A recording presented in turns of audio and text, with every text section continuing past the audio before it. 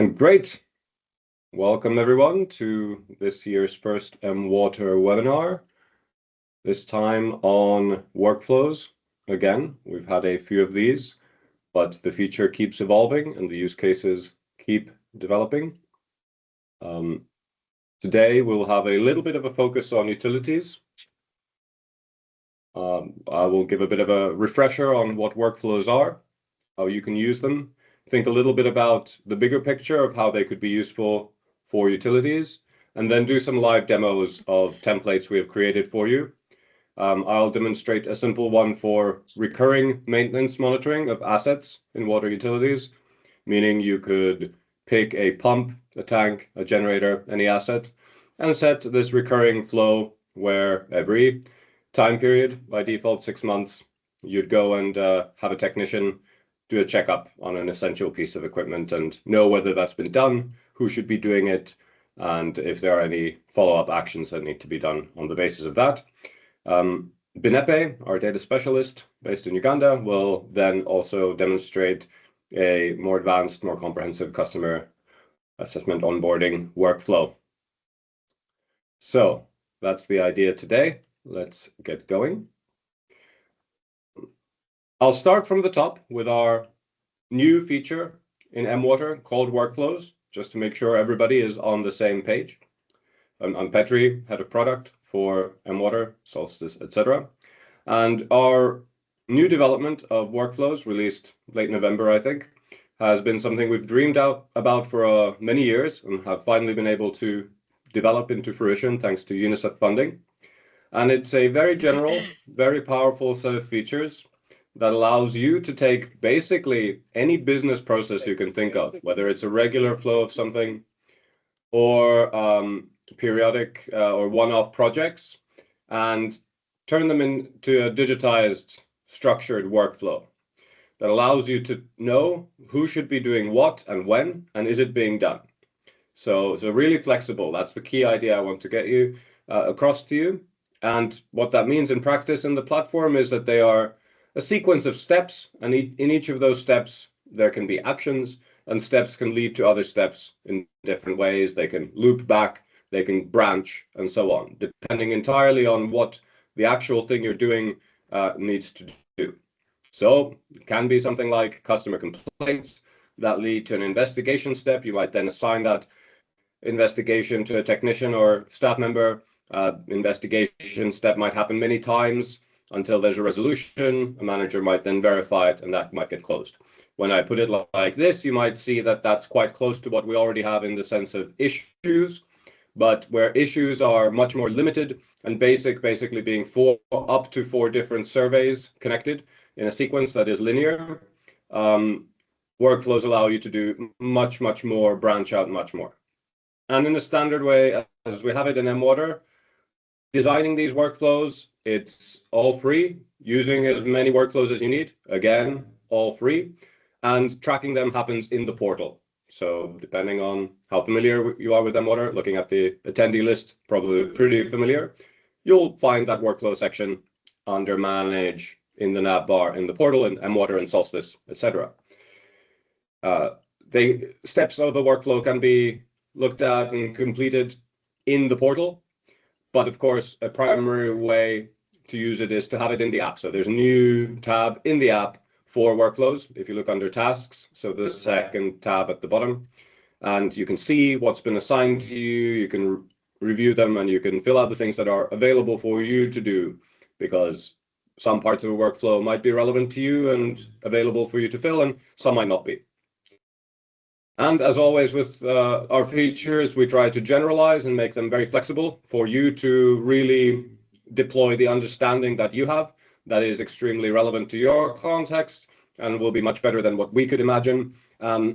So you can take workflows and build them from scratch to fit your cases, edit them, adjust them over time, and create them to be as nuanced and detailed as you need them to be.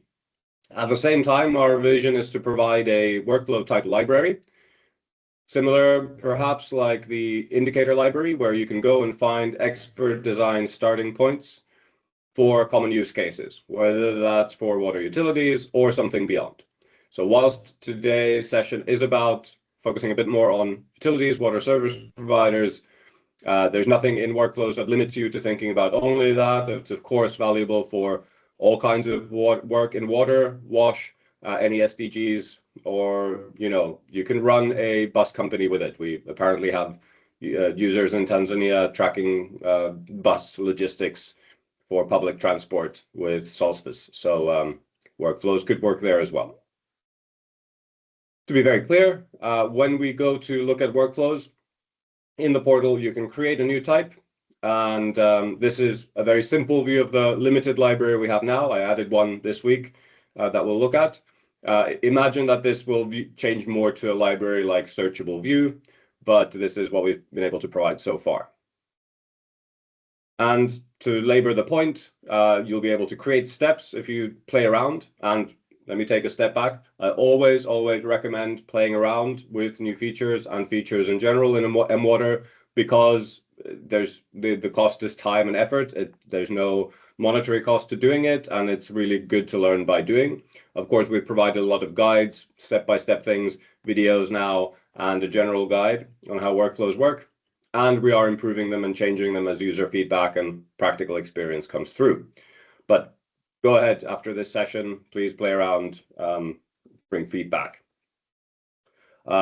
You'll see that the structure of a workflow has similarity to surveys in that you have permissions, translations, and the concept of deployments. So you might deploy a certain workflow that you've developed for one water system and then another one, or for different teams, for different work in different districts, and then populate the roles differently. You'll also find that roles in workflows are more advanced and more nuanced than they are elsewhere in the platform. You can create custom roles because workflows can be so different from one another. You might have one that needs to have a group of technicians, a group of customer service officials, a group of managers, a group of accountants, and so on, and you can create those as you need to. You can also add variables that kind of exist outside of the steps of a workflow so that you can grab onto them and update them when you need to. And you can do things like create alerts. If you think of workflows as a management tool, as a place that you or your colleagues can go to look at workflows and see there's 100 things happening that I should be paying attention to. What are the top 5 things that I should be doing today? Or what is the number 1 thing I should be doing today? Well, you can look at workflows and determine that. But there's also ways to create alerts. For example, this thing is overdue by a week. It really needs to be done. Or this has been flagged as urgent by the person filling it out. And there's a way that you've built into the workflow to say, if this question in this survey is answered as urgent issue, then you get a red danger sign in your view.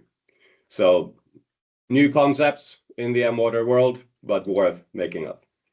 And speaking of new concepts, the news I wanted to announce today is that we've been teasing, if you've looked at the water system pages in recent years, we've been teasing this issues page or tab in the water system. So here we see an example of a home page of a water system for a few years now with asset management.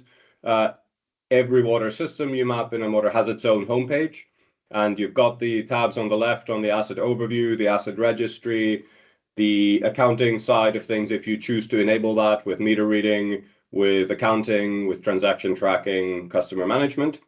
And now issues. At the moment, it's just a placeholder, but since workflows do everything that issues do, but much more, we will be this year, can't give an exact time, but Q1 seems a bit optimistic, might be Q2. It will replace this with a page where you can see all the workflows ideally relevant to that water system. So you're working on that water utility, you have your 20 periodic checkups going on, you'll see them all in one place.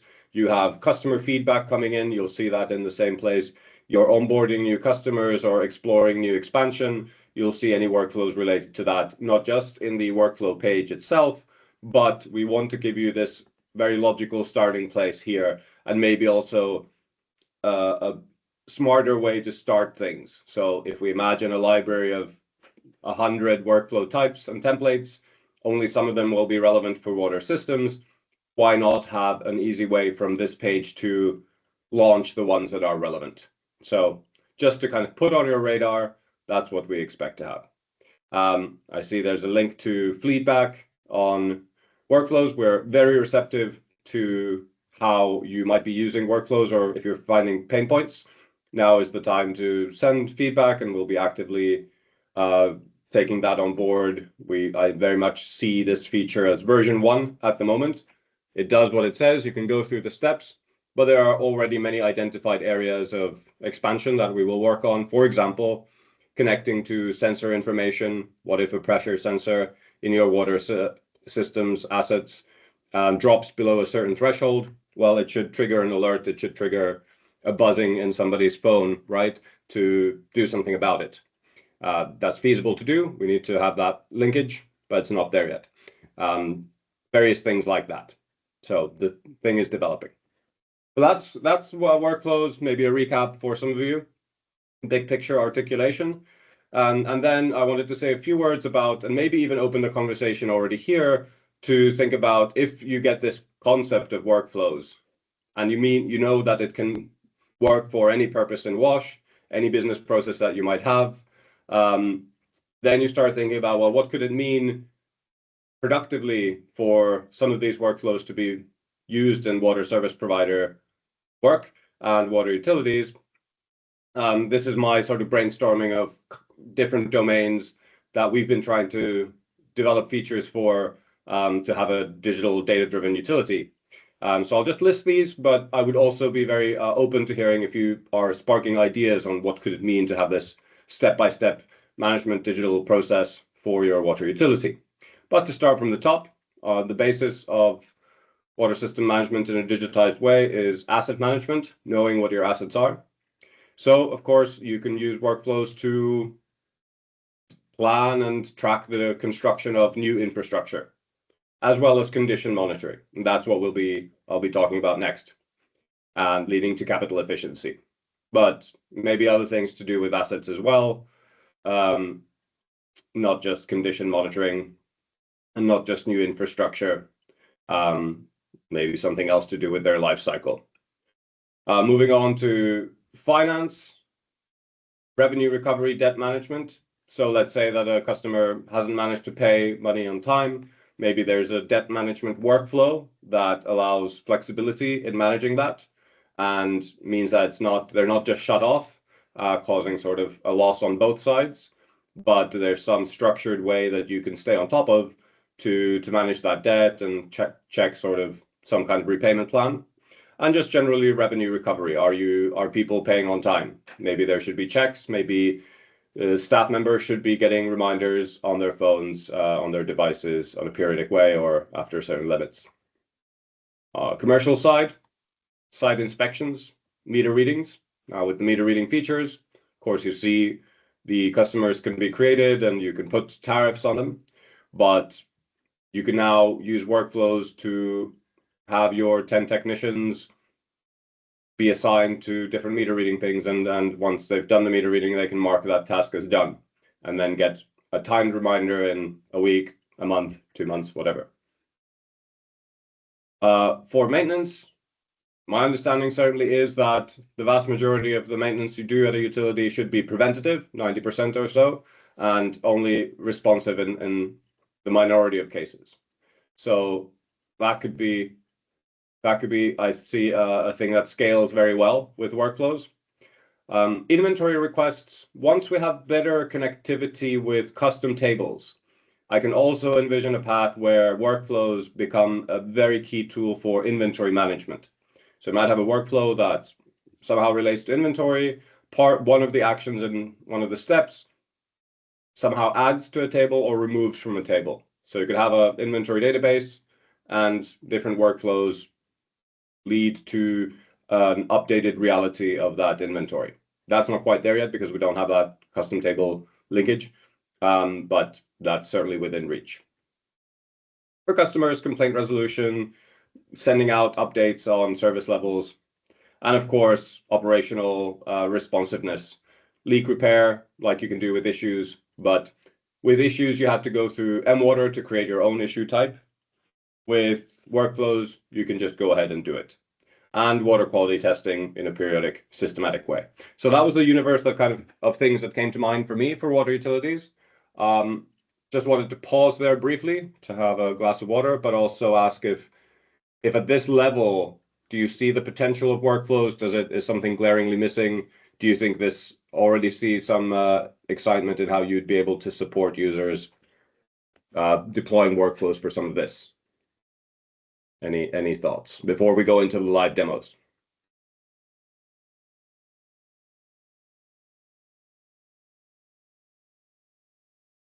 It's fine if not. We'll have time for questions and answers at the end, but just some food for thought. I'm happy with that slide myself. But then I wanted to go to this live demonstration with the brand new template that I deployed this week, which is just a way to do asset monitoring on a periodic way. And the idea is you start it from a asset, or you just start it and then pick the asset. Set the schedule. By default, it's 6 months. That's easy to change. When it becomes due, then it gets assigned. It needs to be assigned to someone. They get the notification. They go do something about it. They do one or more follow-ups, record something about that. And once it goes from the follow-up step to the completed step, this contains what we call a timed action that will sit still for the specified time until it loops back to, in this case, the due step. So this scheduled step is only existing once, this draft step. And then once it's there, it'll keep looping through this periodic check. Does it send notifications? Thanks, Admire. I'll just answer that now. Yes, you do get phone notifications. Should do if you don't let us know. And we have just this week upgraded our email infrastructure, meaning we can send, millions of emails if we need to. This is linked to a two-factor email authentication. So today or this week, we'll be releasing optional two-factor authentication for your accounts, meaning that if you choose to enable that, to then log in, you'll need to also get a code from your email. That means we need to send a lot more emails, and that means that we just upgraded our email infrastructure. So to answer your question, Admire, it means we are now in a better place since this week to also have an infrastructure for email notifications on these things, because I appreciate managers might want to have a way to set an automation that when this step happens, this action is done, send an email to this set of people or this person, and that's now within grasp. So that's coming. For emails, yes. For app, already there. Yeah. I saw a hand up, I think, from Arjen. It was just to appreciate the emailing. Thank you very much. Great. You are welcome. Okay, in the interest of time and to give Benepe plenty of space for his demonstration, let me jump into this asset monitoring checkup demonstration. So if we are here in the portal, workflows are under Manage. Click Manage, go to Workflows. You'll see the ones that you're able to see and if ones are particularly active. But I'll just go through this creation of my own type now because I added this asset monitoring checkup template. So we've got some very blank ones, totally blank, a basic structure with kind of a bit of the busy work done for you. Branching workflow. These are very, very general things that I can imagine being adopted to many things. Problem reporting. And then these ones start to be a bit more wash focused. This is asset monitoring. So this just creates my own copy of the workflow, give it some name.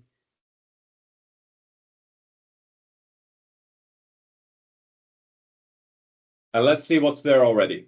I've defined 2 entry points, and you can see there can be multiple entry points to workflows. Different entry points can take you to different steps. You'll see that the steps are defined here on the same page. Just keep scrolling down. There are the 4 ones you saw on the slide. And at the top, sort of collapsed, there's some configuration here. So I'm sure these are all actually relevant, but the asset is something that is elevated to a variable so you can easily see it. I'm summarizing things by asset type and asset ID. That means that when I look at the summary view, it tells me the asset type. Out of all the 100 properties I could want to know about, I can just pick the asset type here if I define these. I've created an overdue alert. It's overdue if it's been more than 7 days, or it's 7 days or more since the technician was assigned to do something, and it's still in progress. So this is important. The current step hasn't moved to be completed. And it's still going to give you a warning. And you could have many alerts. So this is the sort of higher level stuff.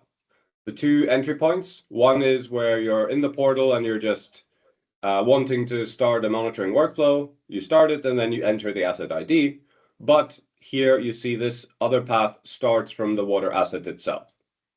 This is manual. This is when you open a water asset path page.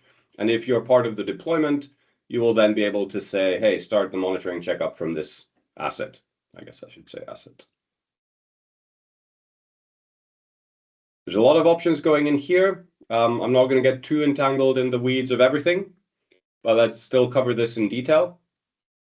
This bigger box here, this is the step, and these smaller ones are actions. There can be one or many actions, and you can see that there's something that's a transition at the end here. So there's two ways actually. There's this standard delay. If you wanted to say it's 1 month only, monthly check, you just change it here for that first time. You'll need to change it in one other place as well. Transitions here mean that once this month has passed, if this workflow is still in the scheduled step, it will go to the due step instead.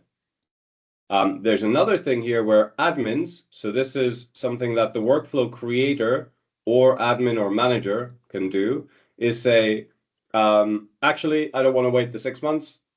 Just go, I want to trigger this now. Optionally, they can give a reason for that, but maybe it's just the way they want to do it. So the technicians can't say this in the way I've structured this, but if you say mark as due now, it's just going to jump to the due step. So these are just very, very initial kind of things. So you sort of say, yeah, we should be checking this pump every 6 months. Let's do it 6 months from now. You start this workflow.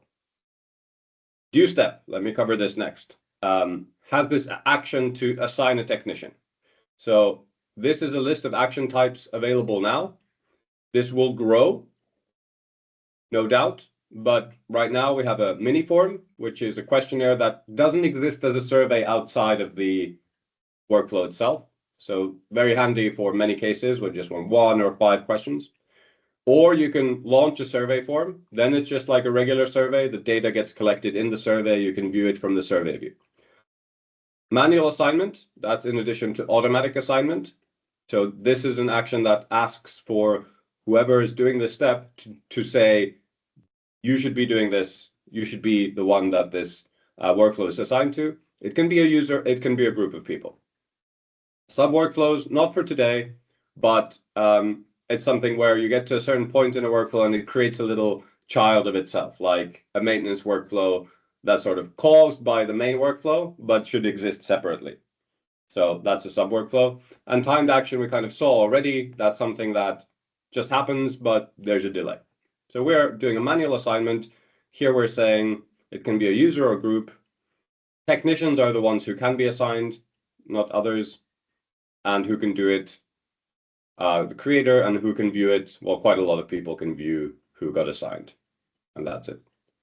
Now you saw there was no transition there. It's because there's a transition at the step level. It's quite technical, but here I'm saying if everything is done, so the technician is due and the checkup is recorded, then it will go to the in progress step for follow-up notes. So this means that the second step was just this very simple mini form where it says it's been assigned, and then the checkup was done, the condition was marked, and optionally there are some notes or action required. You don't really do anything automatic. It's just a way to track it. It also, I should say, here this automation sets the variable last checkup date to whatever that checkup date was that the user said. So we'll now know when that checkup was. Progress is where it goes next. Possibility to add follow-up notes. Marking the checkup as complete. Final notes, sort of review needed.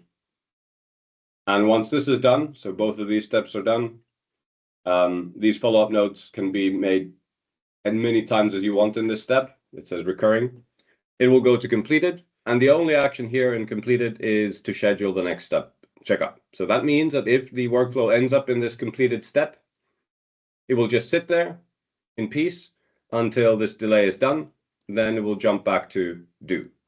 If you want to see how this looks, we have this, I think, visual view that we will update, but a first blush attempt to show you visually how things work. So what are the actions inside? What are the steps?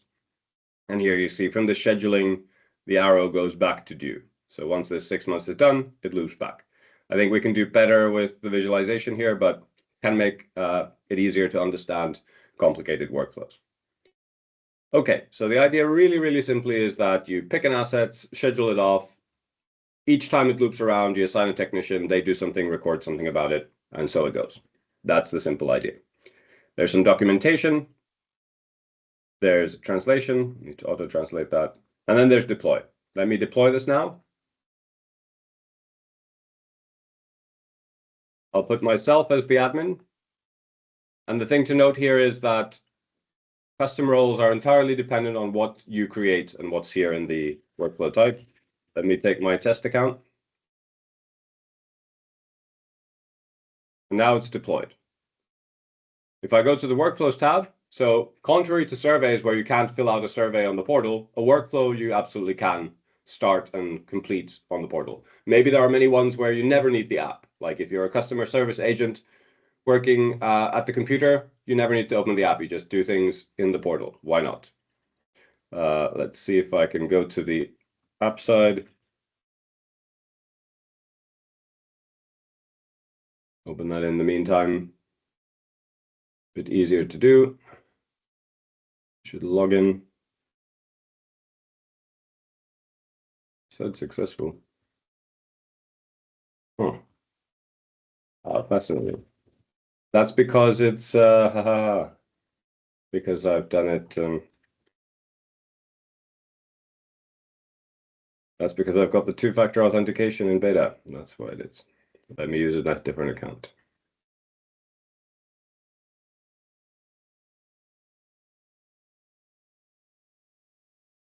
Okay, so now let's synchronize and see if I were to be able to go and we've been started.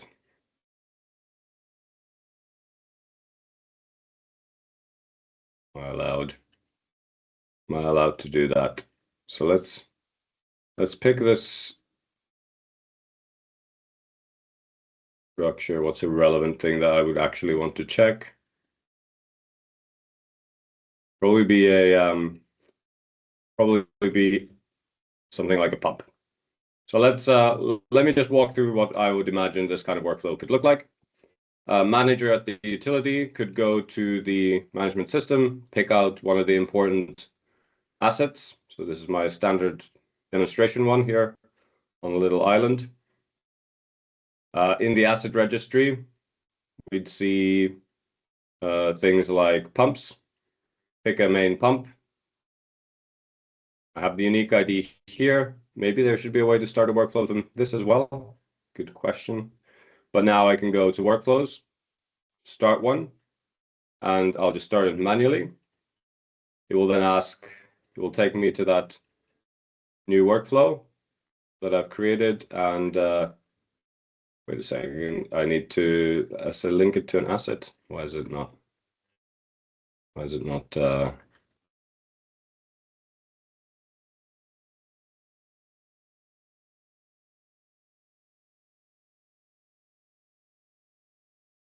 Does this not have the asset ID? Should, in my testing, I had it. Did I forget to update it? Of course, we need a place for the asset to be linked. That's critical. I think it's only here. This is where the asset gets set. So we should also have an action here where it gets set.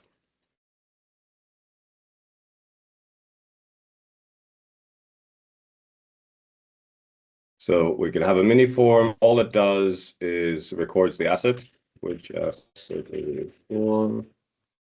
Mark it as water asset. This is very familiar from surveys. Now let's try that again.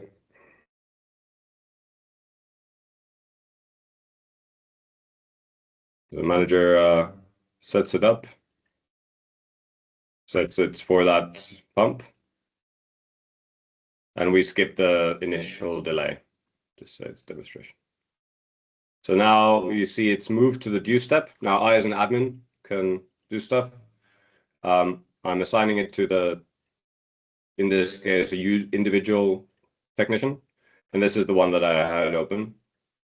So now if it syncs that latest data, I should see in my workflows this latest one.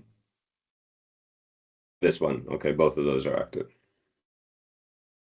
So now I see this one.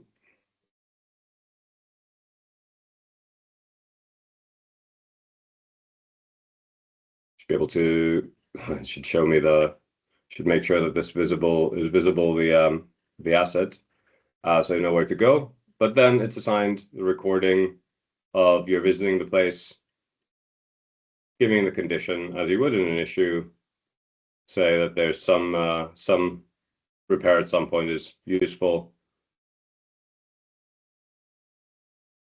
At the moment, it will go into this in progress step with follow-up notes, followed up with the manager. And I can keep doing those, more follow-up notes, but absolutely not necessary. Let me just say it's final. And then that goes completed. Now, in this case, it was the technician marking as complete. You could choose to say it should be the manager who can, or some supervisor who can mark it as complete. So we've gone through the scheduled due progress steps sitting in completed, and it says it's pending for 6 months. So it's going to come up next time. And once this is synchronized back up, we should see that's here. Okay, I think a few small things I'll polish in the template there. But we see it's completed. If I go to the workflows tab, it's here and it's available as a data source, so you can build your dashboards to monitor your workflows on the basis of that. So that's what I wanted to show. You can, I'll make a few tweaks today to this. You can take this type and you can twist it and tweak it to your needs. And once you've taken your own version, it's separate from the template. So, okay, we're half an hour in, just a bit more. That's what I wanted to say about this recurring set.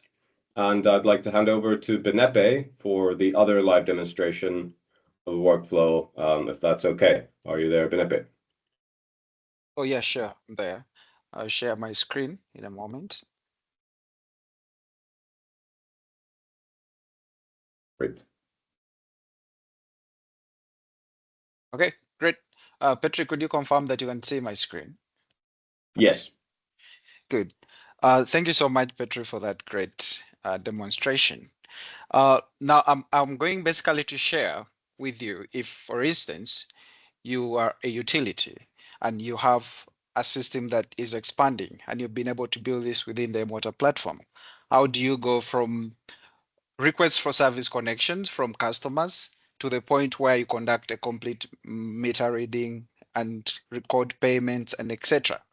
So our workflow is basically going to be designed in this particular structure.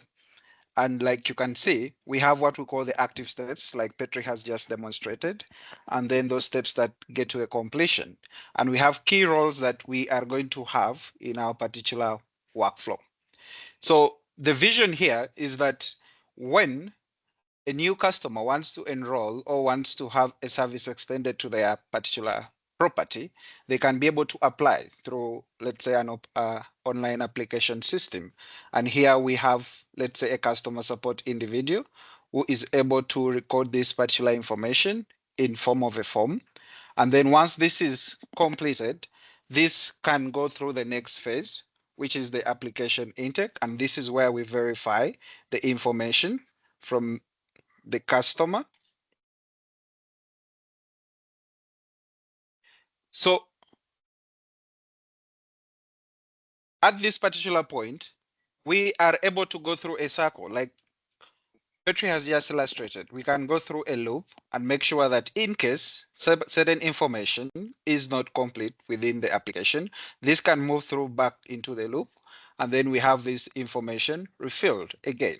So after the application has been verified, what next? What happens is that we need to make sure that we conduct a technical inspection to make sure that the location is within our operational area, to make sure that we have the necessary budget estimation for how much it would cost to establish a new connection in that particular point. We can be able to schedule that as well at this next phase. And who most likely can perform this particular role? We can see that here we could assign, let's say, a field technician to perform this particular responsibility.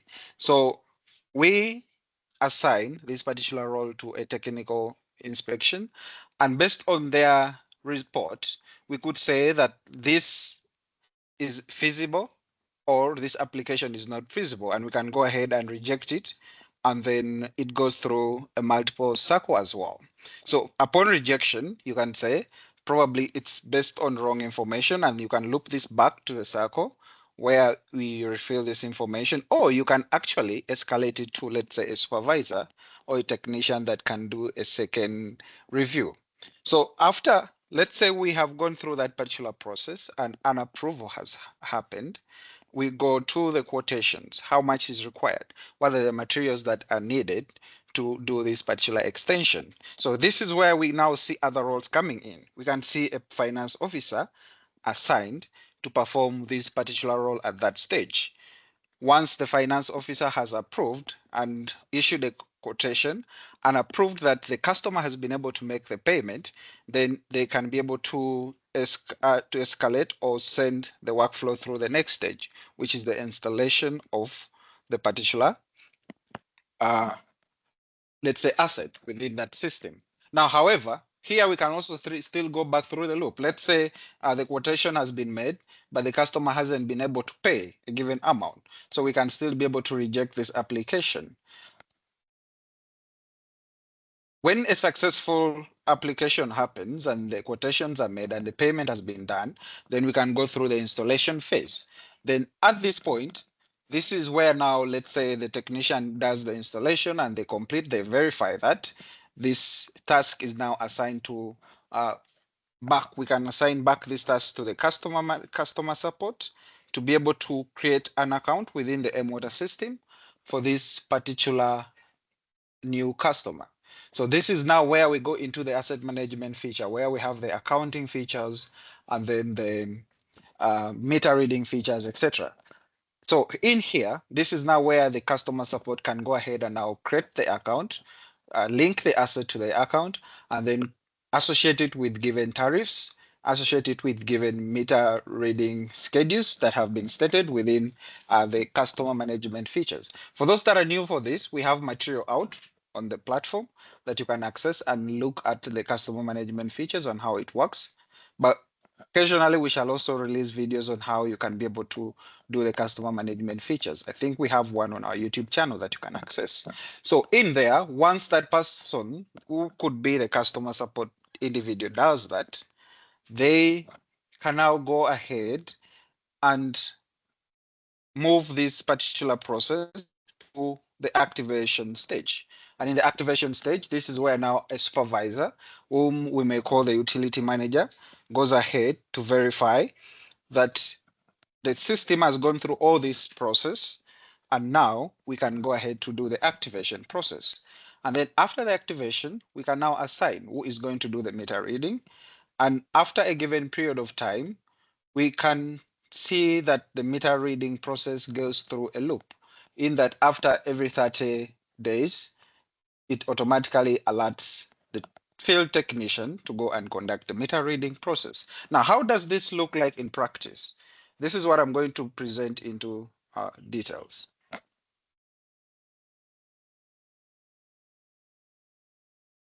So we designed one in the system, and we're going to look at it. How is this structured? So Petri has gone through the design of how we can make this. I'm not going to go into the details of that, but I'm just going to show you how I've been able to structure that particular workflow within the system.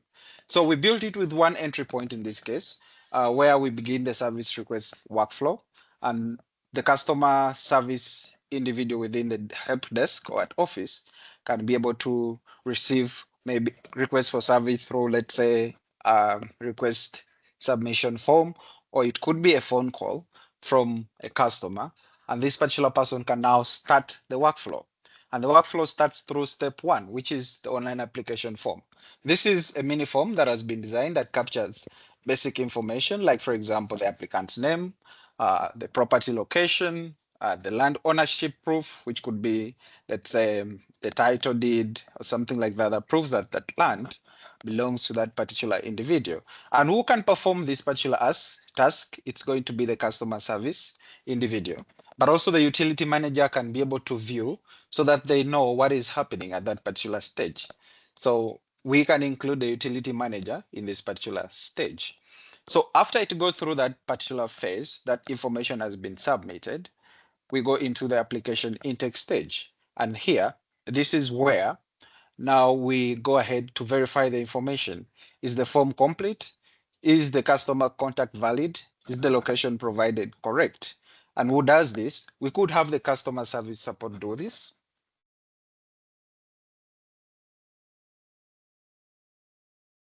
Okay. We could have the customer service support person do this, but also you could have another line manager just to make sure that you double check the accuracy. You could have, let's say, the utility manager go through this particular stage to verify that the information entered by the customer support is accurate. Yeah. So once this information is all completed and we have verified that all this is right, then we can see that we have a condition that says once all this information is complete, we can proceed to the technical inspection and approval stage. But if we have any of these not complete, we then reject this particular application form. And once we reject it, we move this to the rejection phase, which is at the end of the process, and the manager can be able to write a report, or the manager or the customer person can write a report on why this has been rejected. So that happens at this particular stage, application intake. Now, once that is complete, we transition our workflow into the technical inspection and approval. We have received the call, we've collected the information, we've verified that this person has filled in the right data. We now want to send a technician to the field to go and do an assessment. So when they go there, we design the mini form that they can be able to fill. They assess the distance to the nearest distribution pipe. If it's within our expansion plan, we can be able to set actually more parameters to this and say, if this is, let's say, 30 meters within our nearest distribution pipeline, we can extend. If it's beyond, we are unable to. So the technician is able to assess that. They assess the feasibility of meter placement. They can estimate the length from the nearest connection joint, and then pressure availability. They take the location, they take some photos, and then fill in more of these details. So like you can see, this is now an action that's going to be done by the field technician, but it can be overseen by the workflow creator or everyone that has been assigned on this particular workflow, but also you could include the utility manager. So you can see that if overall feasibility, the report indicates that this is feasible, we can proceed to the quotation and payment stage. If it's not, we say this is not feasible, and then we write a feasibility report later on at the end and indicate why this was not feasible. So that's how we are transitioning through the stages. So once the technician approves and says this is a feasible extension, then we hand over this to the finance. The finance can now go ahead to do the financial calculations. They estimate how much is required, and then they issue the quotation, and then they notify the customer and send them the quotation, and then they confirm payment once the customer has done the payments. So if the payments have been confirmed, we move from this stage and transition to the installation stage. And if payments are not confirmed and it has taken more than a given number of days that we require, beyond which we reject the application, then it moves to rejection. For instance, in this case, we say that if the payment received is no, then and then the date between the current date and the time the quotation was issued is more than 7 days. It could be 30, it could be 40, depending on the utilities structure. Then you reject that particular application. But then in this case, if the customer approves, we then go on to the installation phase. Now, in the installation phase, this is involving assigning who is going to do this, which is the field technician, the materials, and then the installation completion. So once it goes through this phase, there will be the field technician can be able to say, we have completed this particular process. And once that is completed, it now goes to the customer management feature. And here, we are going to ask the field technician, whom in many cases, we expect them to be trained on the application and the customer management features. So this technician can go ahead and now add this new connection as an asset to the system. They create the asset as a child of the system. Once that is done, they go ahead, log into the system in the app, and then create a customer account, which includes the customer registration details, the account creation details, and we can be able to check this through what we call like a checklist. So that technician can open this form and then check, have you been able to create a customer's name? Have you filled in the customer status, the billing address, the phone numbers, account creation checklist? Have you been able to assign an account number? Have you assigned tariffs? Have you connected this particular customer to the water point using the ID? And then if they have an opening balance, have you been able to enter that? Then the person can record the unique ID of the asset. They can record the customer ID number assigned, and then record the customer account and submit this. So this can be done by either the customer service person or the field technician. But the workflow creator and the utility managers can still be able to view what is happening at this phase. And once that is done, we escalate this to the utility manager, who will now look at the process and go ahead and verify and say, are the meter installed? Are the accounts created properly and the date? And then they sign off. We could add actually a signature question for them to sign off. And I say, we have actually been able to get this meter, this service connection to a complete. And then they submit that.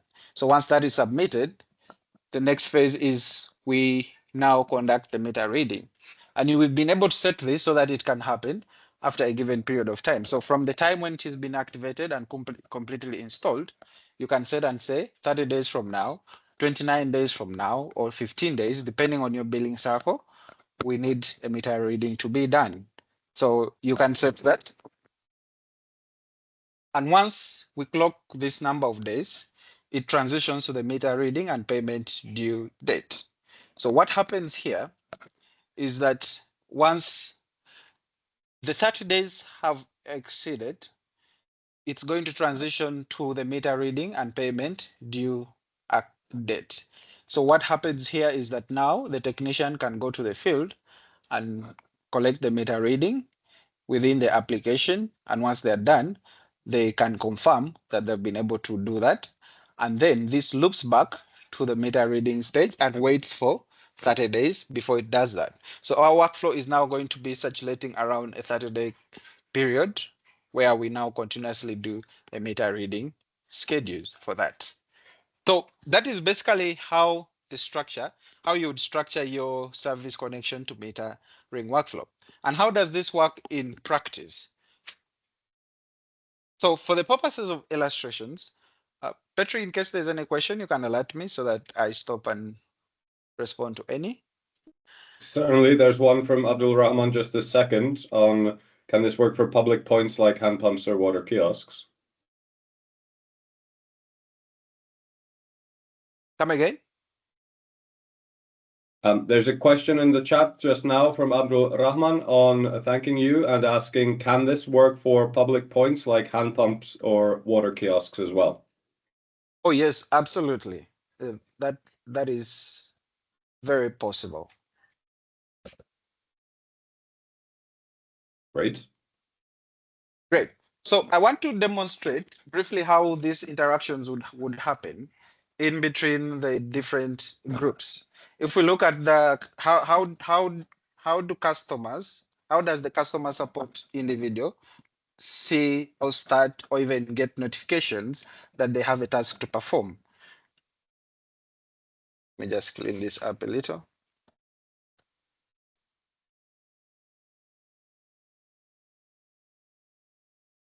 Okay, so now we are going to look at this more into details and think how does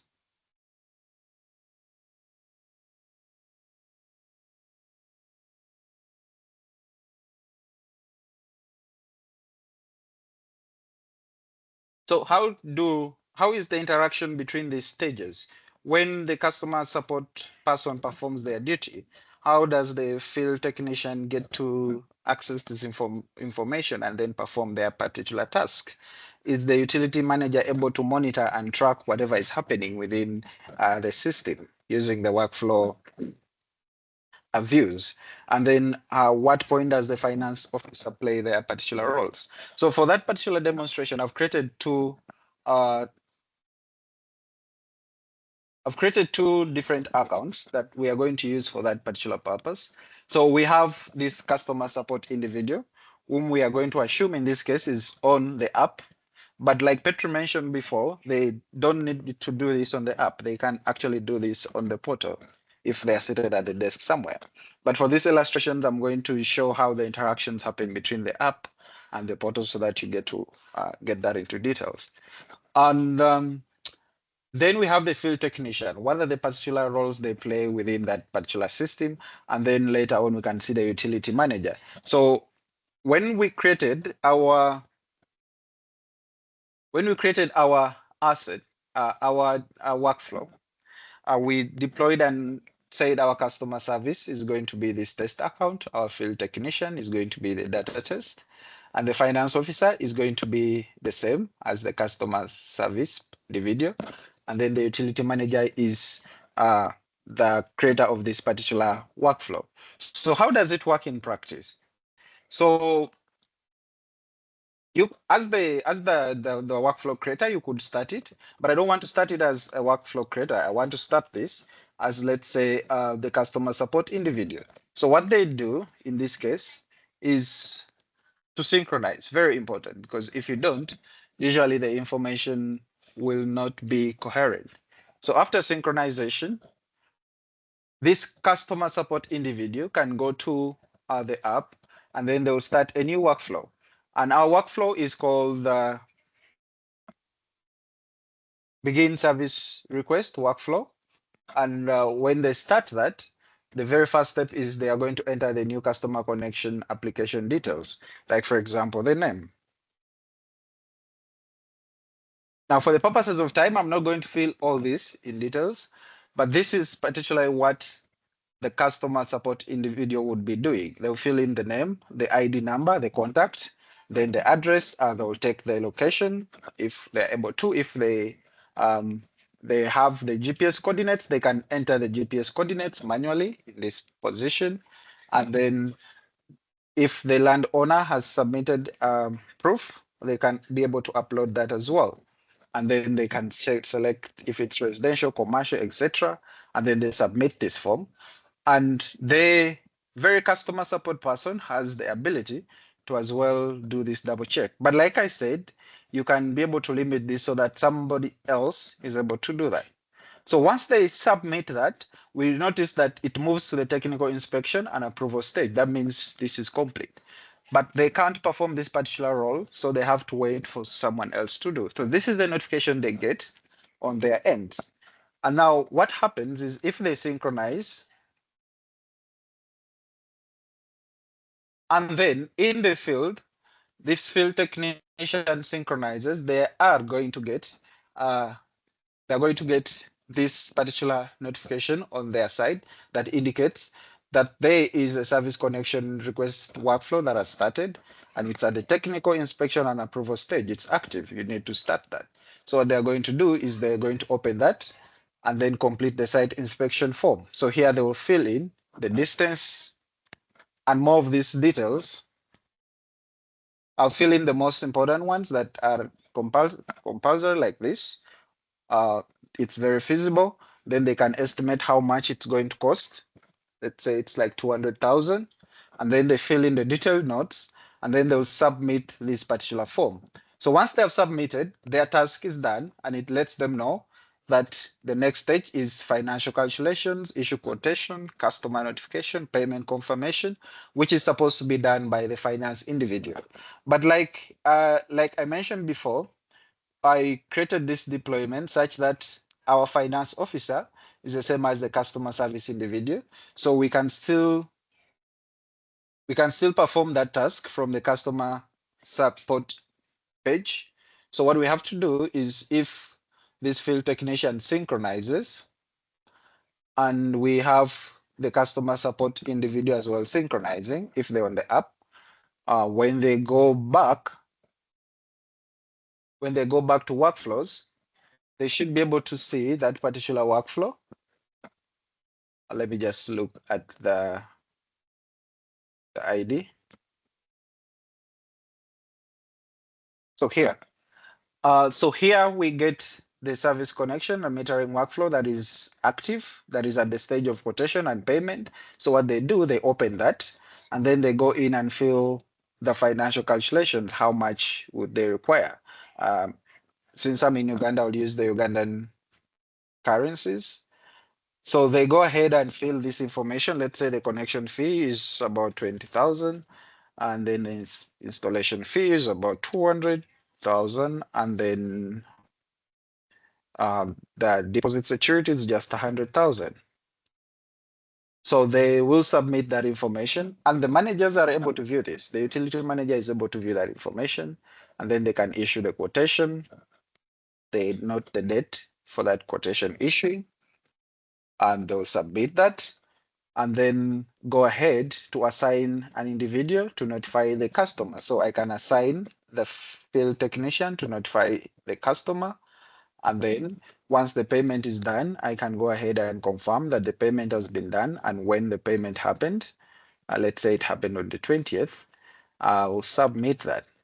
So it goes to the next stage, which is the installation stage. And according to how we designed it, we allow the customer support individual to still be able to assign who can do this installation.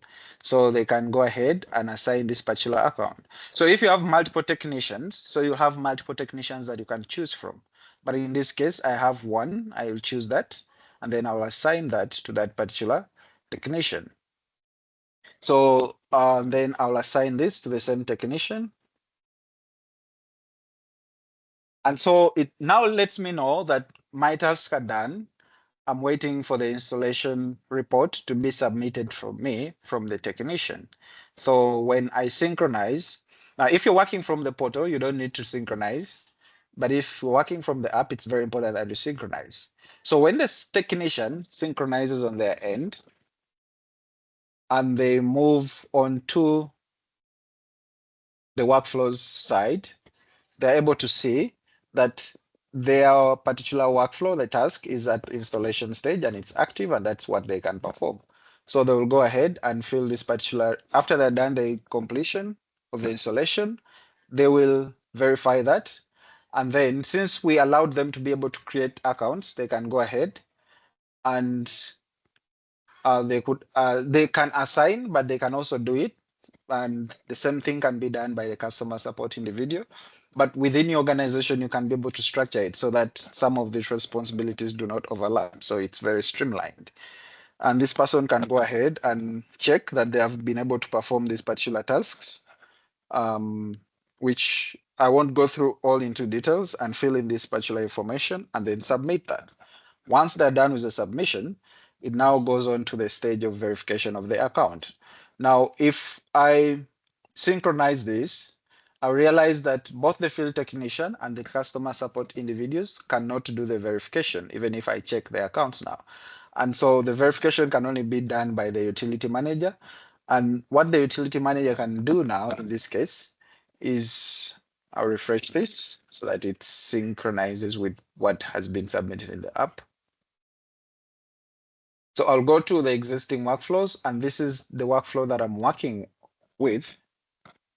So once I open that, it takes me to the verification stage where I can verify this information. I have the chance to look at each of these details. and check. And once I confirm that the stage has been gone through extensively, I can go ahead and verify as a utility manager. At this particular point, I state the date when that happened, and then I'll make a submission. So once that is done, it now takes me to immediate meter reading stage. Now, this is where the interesting part is, that I could wait for 30 days before I get into the meter reading stage. But in case there's a need for me to do that quickly without waiting for the 30 days, you can see this workflow is going to wait for 30 days until when it goes into the meter reading stage. But I'm able to overlap that by choosing this particular option, and then I give reasons for why I am overlapping this. I would say probably I'm not thinking of a quick reason, but there could be a reason as to why you're doing this immediate meter reading activity. So what I can do in that case, I'll provide the reason and then I go ahead and submit that. So once you submit that, it's now going to allow you to do the meter reading process. So I can assign the technician and say, I want this data individual to go and do the meter reading. And then when I go to my app, I can do the meter reading as the utility manager if I want to, if I'm in the field. Oh, one reason as to why someone can do an instant one is probably on the 29th day, they're in the field and they can be able to do that. They don't need to wait for the next day. They may not be there. So they want to do it instantly, then they can activate that. The manager is doing a site visit and decides to do that.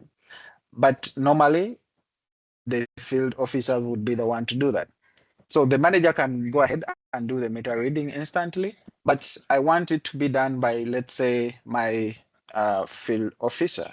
So what the field officer has to do is basically to synchronize on their ends. Once they completely synchronize and they go to their workflows, and they'll see that there is the meter reading and payment due state. This is the stage at which their workflow is, and they can now go ahead and do the meter reading within the system, and then they confirm and make a submission. And then the system loops back and wait for the next 30 days. So that's how the system has been now designed for you to be able to start from when your customers ask for a request, when you actually do your first meter reading and then subsequently continue to do more meter reading sessions. So at the end of it all, you'll have a dashboard. You have this interface, the workflow interface, where you can monitor and see this particular workflow.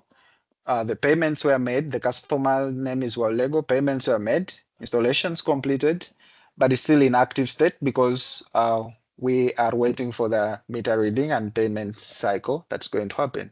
And currently it's the technician that is responsible and in charge of completing that particular task.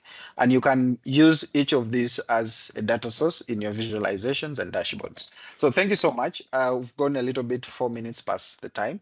But yes, Patrick, back to you.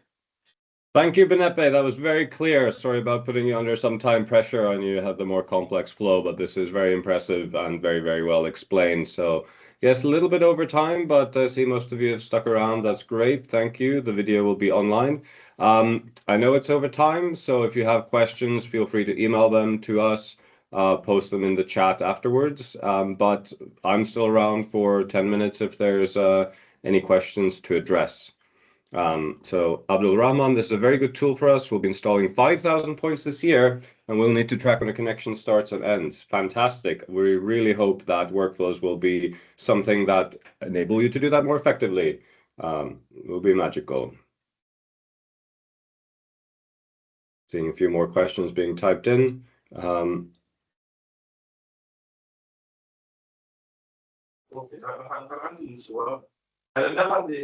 There's a question for you, I think, Benepe. Can I merge installation, management, and activation as one step because I need the customer to get water immediately after installation completes?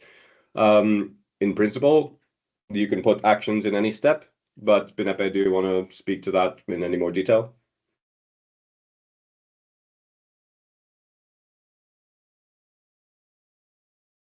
I'd say yes. Yes, the whole point of these types, workflow types, is that they're just a starting point and they can flex and bend to what your actual need is in your context. So you can take those actions and put them in the different step as needed.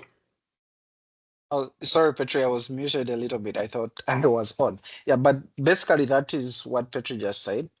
You can be able to tweak the workflows and make them fit within your different processes within your organizations. And it's possible to combine them. There's a component that Petri mentioned, sub workflows. You can actually be able to connect multiple different workflows so that they can feed into each other. So that's something that we can explore together.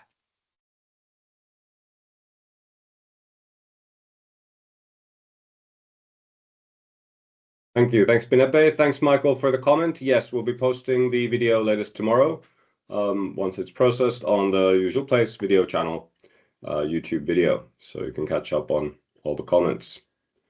I'll stop the recording now that that's mentioned.